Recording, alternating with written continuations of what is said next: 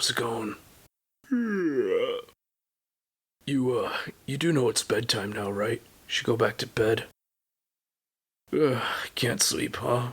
That's okay. Hey, I have an idea. You can sleep next to me tonight. Would you like that? Yeah, sounds good.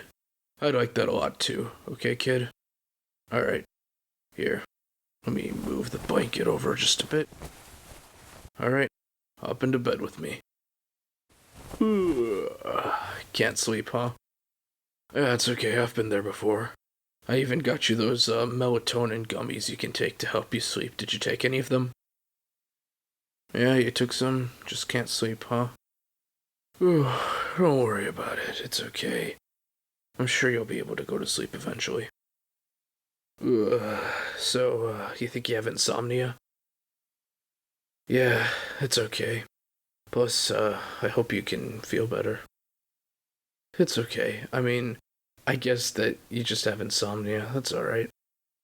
I could take you to a doctor about that, see if there's anything else that a doctor can help you with. Do you feel sick at all? Is that a reason why you can't fall asleep? You feel sick at all? No, you don't feel sick? Okay, you feel like you're in pain though? Like your legs hurt, your head hurts, or anything like that? You have like pain or cramps, headache, tummy ache, anything hurt? It's okay, that's fine. Alright, well, do you have a nightmare right now? It's okay. Oh, you didn't have a nightmare? Alright, that's fine. So, what's wrong, kiddo? Can't fall asleep? I'm quite tired. So, how come you can't sleep? Oh, I see. You miss your mom? That's okay. I miss her too. But don't worry, she's only on a business trip for a while. So, hopefully everything should be going well with her. Plus, we called her right after we ate dinner, before we went to bed, and she said she's doing okay. Don't worry, she'll be back pretty soon. I know she will. Yeah, you're a lovely little kid, you know that? I'm glad that I get to be here as your father, and your mother and I love each other very much, and we love you very much. We're glad we have you here as our kiddo. You having a hard time falling asleep? Yeah.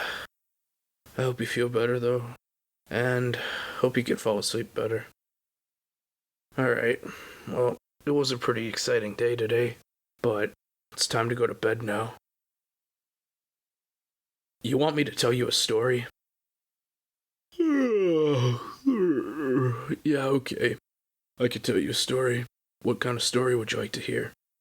You want me to turn the light on or get a flashlight? Grab a book to read for you?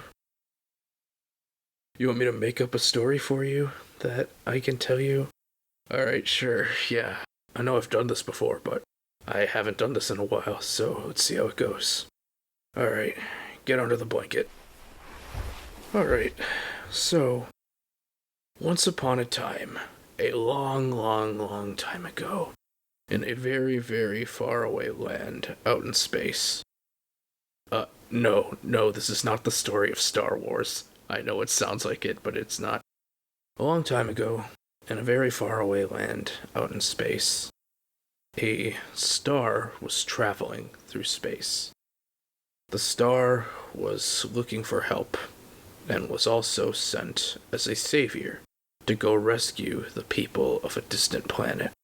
When the star finally found his planet, he landed on the planet and fell from the sky, impacting the ground. No, this is not the story of Beyblade either. Yeah, it's the metal saga of Beyblade from when I was a kid. Yeah, alright, but anyway, the star was sent on a mission. And when the star, oh yeah, I guess I forgot to mention this too, but the star's name was Virgil. Virgil the star was sent on a mission to go save a planet from certain demise. He landed on the planet, and he impacted the ground. He kinda hurt himself. But when he landed on the planet, he didn't land in the exact spot on the planet where he needed to be. Instead, he landed in the middle of an open desert. And when he was in the middle of the desert, he journeyed far and wide across the desert, climbing over the big dunes of sand and strolling through the cactus tunnels, trying to find his way to find his final destination on the planet where he was hoping to go. And then, at first he thought it was a mirage, but he saw a mirage is those heat visions where you begin to see these illusions of things that aren't really there when it's really hot out. Yeah, it's called a mirage, in case you didn't know that. So, I'm kinda tired. So, the star found the oasis in the middle of the desert, and when the star went to the oasis, he realized that it wasn't in fact a mirage, but a real oasis. The star journeyed into the oasis, only to find that there was plenty of plants and trees and vegetation growing there, but it was not his destination where he needed to go. That being said, he was very hot and very thirsty, so he decided to get a drink from the oasis. He drank water from the oasis, and as he drank, he noticed something shining at the very bottom of the oasis pool. So, he went for a swim for a little bit, and after he was going for a swim, he swam to the very bottom of the oasis pool. It was about 10 feet deep. He swam to the very bottom, where he saw a very, very shiny light at the bottom of the oasis. The star swam down to the bottom of the oasis, and he saw this shiny light, and at first he thought it was like a stone or something that he could use on his quest. And it was in fact something he could use on his quest, but it was not what he thought it was originally. He touched the light, only to realize that it was just a crack at the bottom of the oasis. The light shone brighter, and he covered his face because of how bright it was shining, and couldn't see. Then, when he touched the light, and the light faded away, he found himself outside of a giant jungle. And the jungle he was supposed to go to, where he was supposed to be on his journey. This is my quest. I have to be able to do this now. And how convenient it is that I finally made it here, at the exact place I need to be, the legendary jungle. Now, this planet had many deserts, forests, jungles, and lots of different landscapes and land masses. However, he knew that this jungle was the very jungle he had to go to for one very specific reason. In the center of the jungle was a tree, taller than all the other trees and plants in the forest.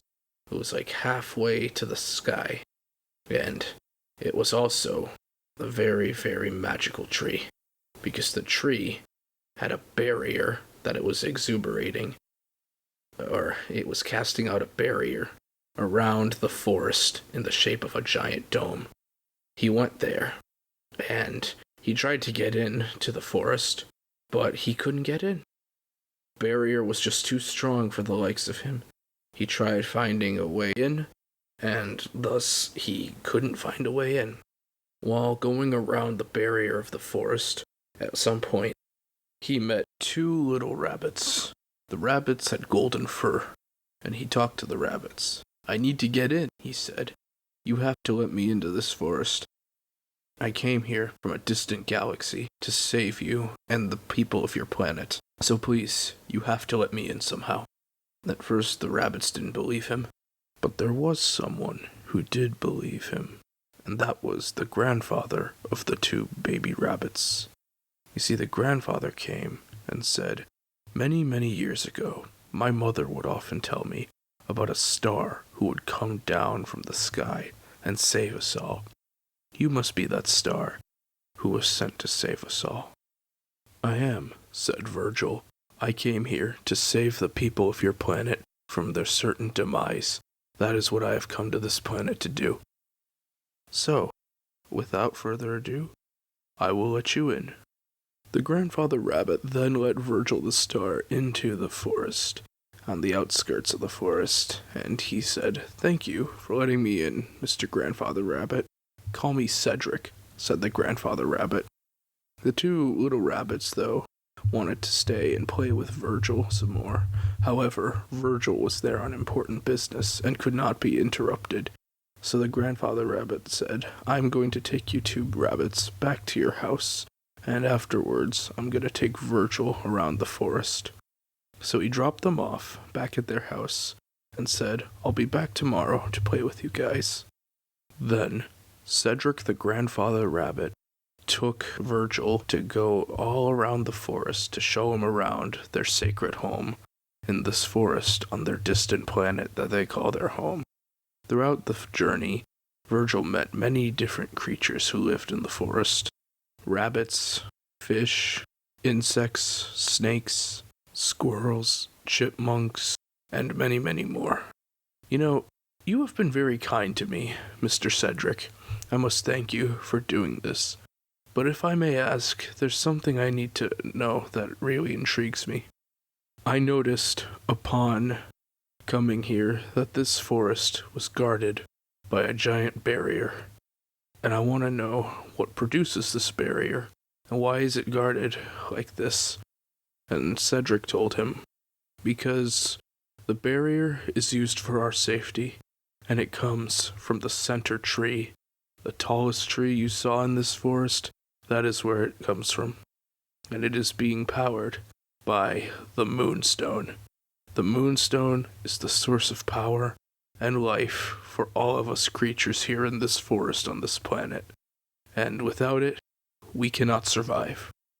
That is why it is guarded behind lock and key in the central tree, and guarded by the ruler of our land, the Grand Unicorn. Yes, the Grand Unicorn is the one who guards this forest and is the ruler of us all. You can kind of say that, well, I guess you could say that she's technically our queen, because she's in charge of us all, looks after us all, and takes care of us all. And we are her loyal subjects, in a way, you know? And then Virgil said, if that is so, then take me to meet her. I need to meet her to discuss the matter at hand about how all of you are in danger.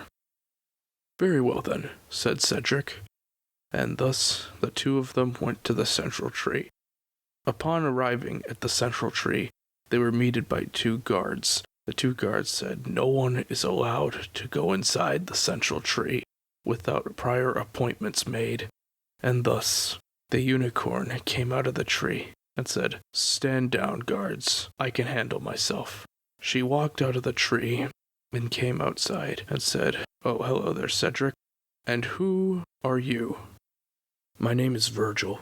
I came here to save you all from a great force of evil coming this way. As you may or may not have heard, there is a cyborg panther traveling through space, coming here to... No, this is not Panther Caroso from Star Wars. I swear, kid, you play too many video games. Anyway, back to the story.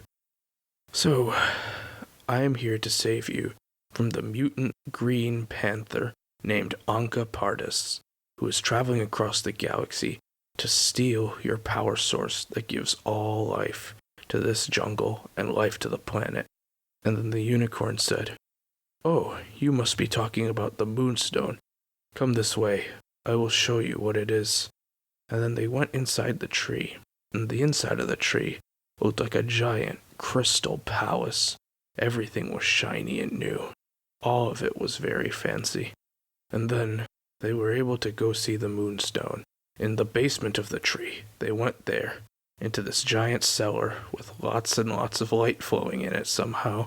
And they see the legendary Moonstone. It was a very dark moonstone, dark as the night sky, somewhat transparent, with these little glitter pieces inside of it that looked like stars, and a giant yellow crescent moon right in the center of it. And the unicorn said, their ancestors had landed there 3,000 years ago, and now the panther Anka Pardis is coming to find them and steal the Moonstone and wipe them out using it and use their power against them. Cedric, Virgil, along with another guy who lives in the forest who is an armored squid, like a squid wearing a knight's armor, said that they will all fight the cyborg panther together, but they have to get ready first.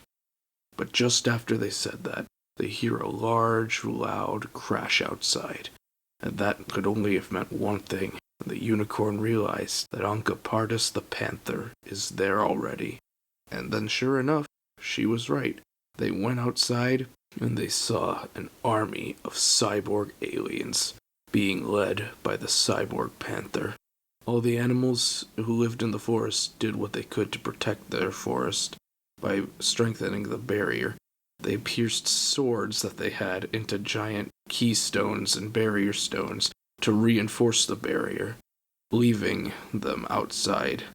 Virgil, the armored squid, Cedric the rabbit were outside, and they said, "We will not allow you to wipe out our kind.